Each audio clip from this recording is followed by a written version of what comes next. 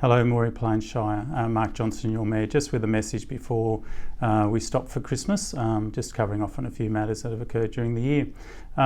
Council had its ordinary meeting last Thursday, and I just thought we would cover off on a few points there. Council endorsed the government's decision to bring our two high school campuses together, the Carroll Avenue and Albert Street campuses, so we feel that's appropriate for our town. And we also reinforced the decision of the P&C at the school to bring that to the Albert Street site. So we'll see some progress over that, I'm sure, as that school community grapples with that process over the next 12 months.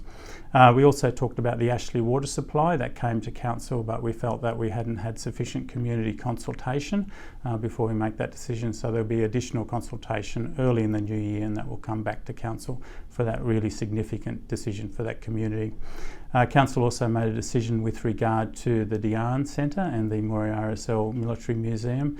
We've decided to put a single foyer in that building, and we'll do some consultation with both parties to make sure that both interests are respected in that process. So that'll also occur in the new year.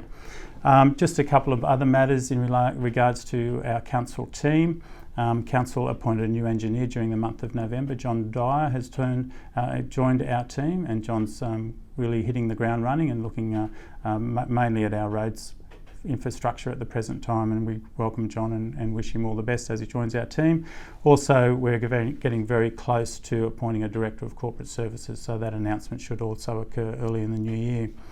As Christmas comes and goes and New Year comes and goes, we turn our mind to our Australia Day celebrations, and you would have seen in the media that we've got our nomination forms out, so I'd strongly urge for the community to get behind those awards and make your nomination before that time. I guess we're coming up to 12 months with the new council, and I thought I'd just reflect on some of the highlights for us. Obviously, we've been there's still plenty to do, but we have had many wins over this last 12 months.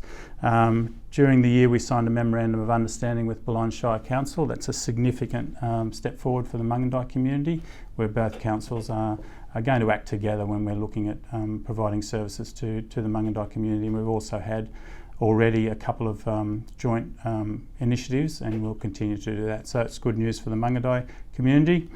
For our pool, which is obviously always a big issue for our town, I think people would now realise that tenders have gone out. That happened about 3 or 4 weeks ago, and we have had a interested voluntary tenders meeting at the pool only last week. So that process is definitely progressing. We would expect that those tenders would come back to us in January and hopefully come to council in February, so we can make a decision with regard to that. You would also notice that the slide has been partly dismantled. That's now being shipped away to be powder coated and rust proof, and hopefully that construction will start probably not January but in February, and be operational hopefully for the month of March. Our hot pools, people would have noticed, and there's been some commentary around that, that they are being refurbished, and work had to be halted on those pools prior to the floods occurring. We lost our contractor, they went on to another job, but that work will recommence towards the end of January, so hopefully those pools will be ready sooner rather than later. You would have also noticed our continued work on our main street through the High Street program, and that's coming to a close, and some of those improvements there would be noticeable, the olive trees, the mural and the like. In terms of Special Activation Precinct, that continues to be big news for our shire. That a lot of work's going on behind the scenes, not by council but by state government, in terms of talking to and encouraging first movers on that project, and hopefully as the year next year progresses, we'll start to see a little bit more solid evidence of that project coming to fruition. Anyone who's travelling on the Newell would see the significant works that are occurring between Moree and Narrabri, and that will continue well into next year, and also following that the Moree to Goondiwindi stretch will also be considered. Our Civic Centre is all but. We're waiting on the transformer to be constructed now through Essential Energy. We're certainly hopeful that those doors will be open for that wonderful community asset towards the latter part of the first half of next year. It's hard not to reflect on this year and talk about the floods that impacted our Moree community. I'm sure that there's still people, their lives being impacted by damage to their properties as we speak, and our thoughts absolutely go out to them. But if I could just mention, I have mentioned many times how proud I was as Mayor to see our community really come together post the flood and help in the recovery. It was amazing and what we expect of our town and community, and I thank everyone for their help during that time.